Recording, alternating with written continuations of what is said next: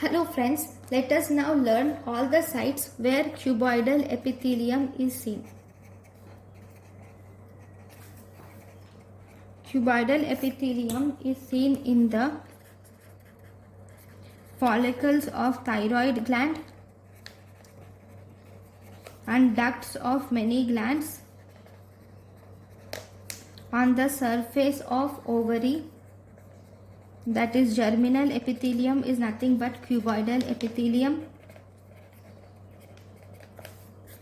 Then it is also seen in choroid plexus, inner surface of lens and pigment cell layer of retina. It is seen in choroid plexus, inner surface of lens and pigment cell layer of retina. Now, where is transitional epithelium present?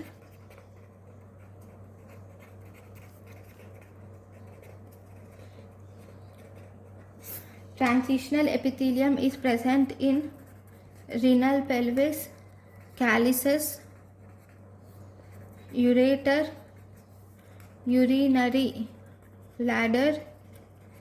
Then it is also present in pre-prostatic and prostatic part of urethra. And this distribution, because it is present in urinary tissues, it is also called as urothelium. So transitional epithelium is also called as urothelium. Now, we said pre and prostatic parts of urethra. Then what about the rest of the urethra? The urethra, pre and prostatic parts of urethra is lined by transitional epithelium, and the rest of the urethra is lined by pseudostratified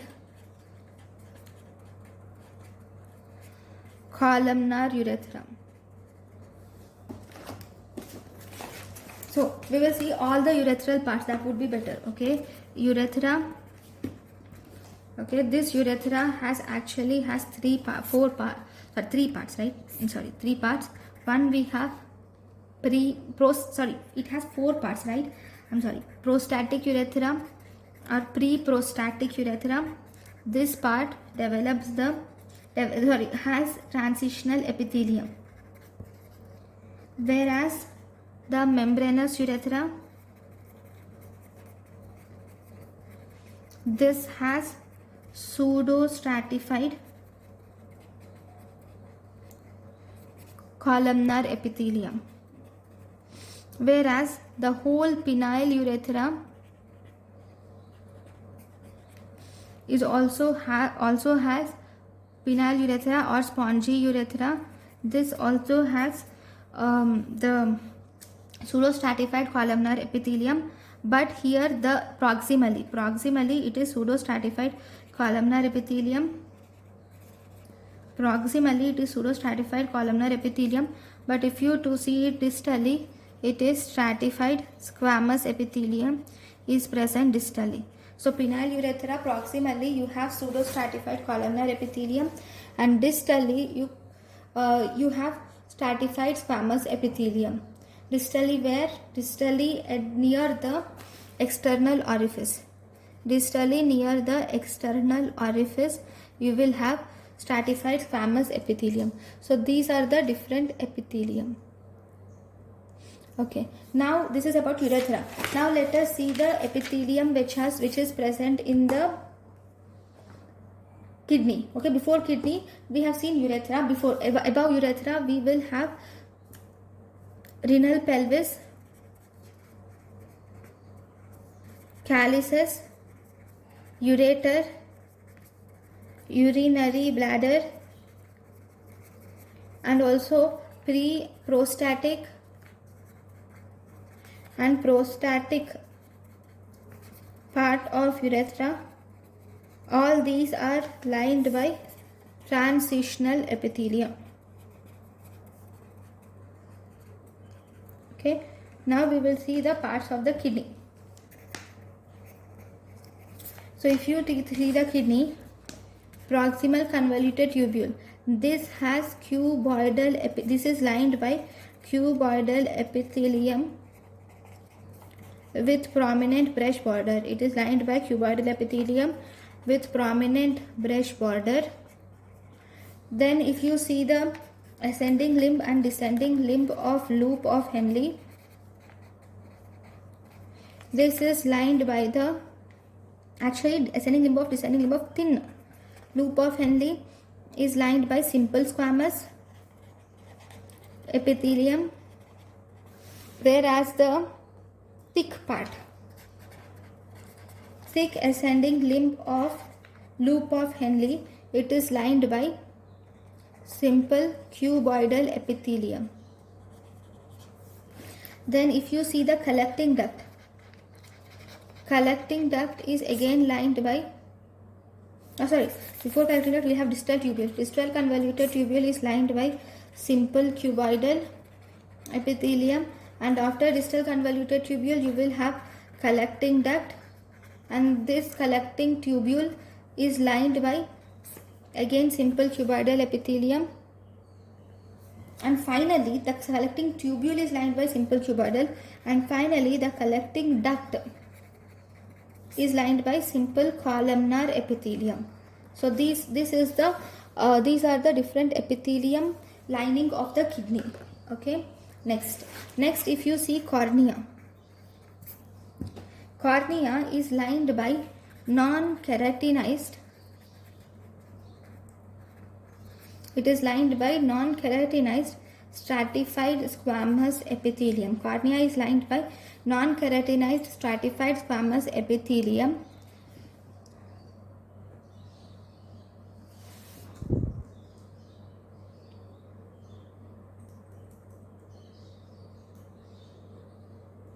Now let us now learn some important types of stratified squamous epithelium.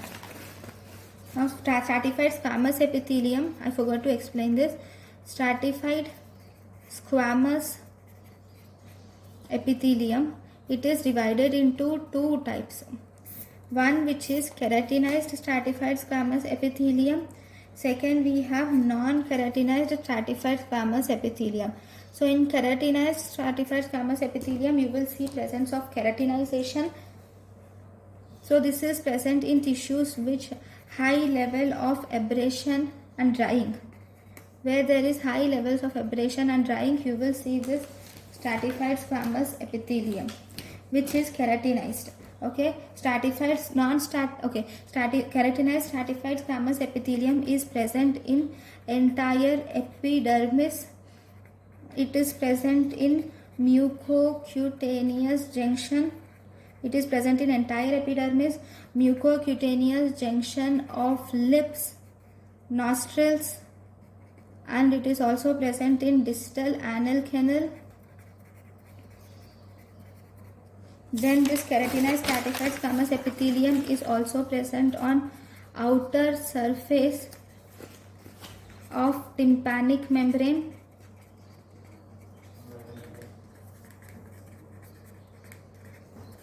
And also parts of oral cavity like gingiva,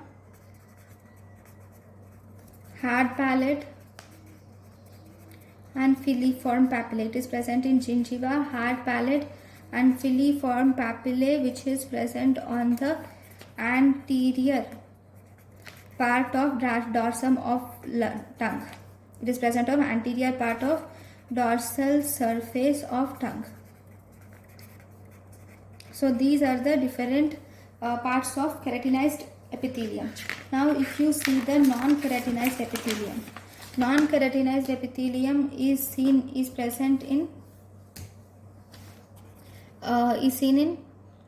surfaces which is subjected to abrasion but not drying. They don't dry easily. In those areas you will see non-keratinized epithelium. It is seen in the oral cavity except the above. That is, if you see on oral cavity, gingiva, hard palate, and filiform papillae are seen. Filiform papillae and anterior part of the dorsal surface of tongue, all these are seen in stratified squamous epithelium. The rest of the oral cavity are seen in are lined by non-keratinized stratified squamous epithelium. Oropharynx, laryngopharynx is lined by non-keratinized stratified squamous epithelium. Others like esophagus, part of the anal canal is lined by stratified squamous non-keratinized epithelium. Vagina and distal uterine cervix, distal urethra, cornea and inner surface of eyelids,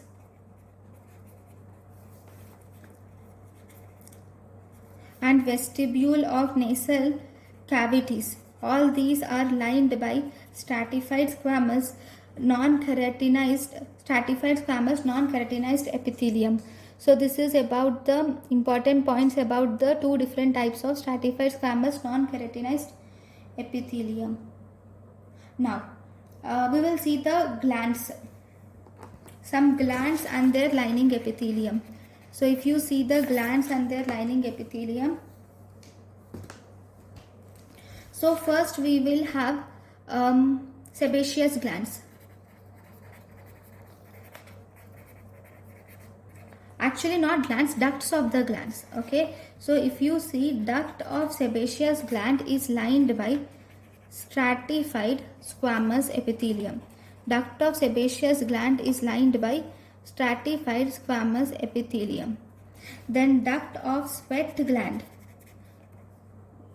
salivary gland, and duct of pancreatic gland. So all these are lined by stratified cuboidal epithelium. Duct of sebaceous glands are lined by stratified squamous epithelium. Duct of sweat glands, duct of salivary glands and pancreatic glands is lined by stratified cuboidal epithelium.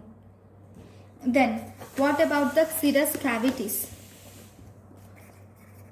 What are the serous cavities? Serous cavities like pleura,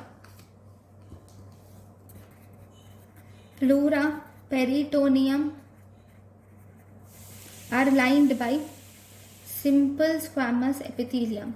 Pleura and peritoneum are lined by simple squamous epithelium, which is nothing but mesothelium. It is lined by simple squamous epithelium, that is mesothelium.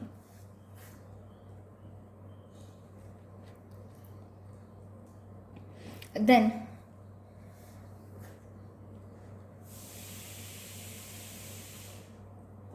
what are the tissues with microvilli? Microvilli are present in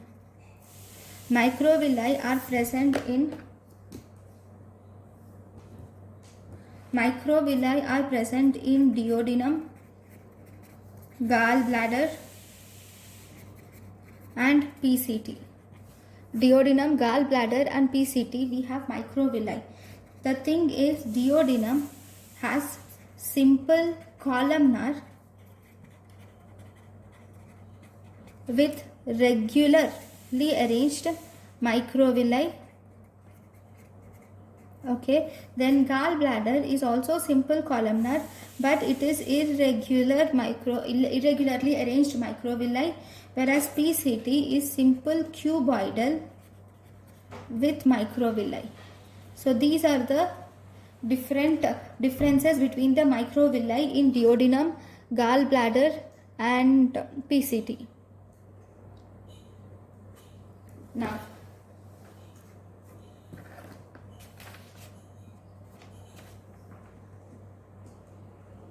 so thank you for watching.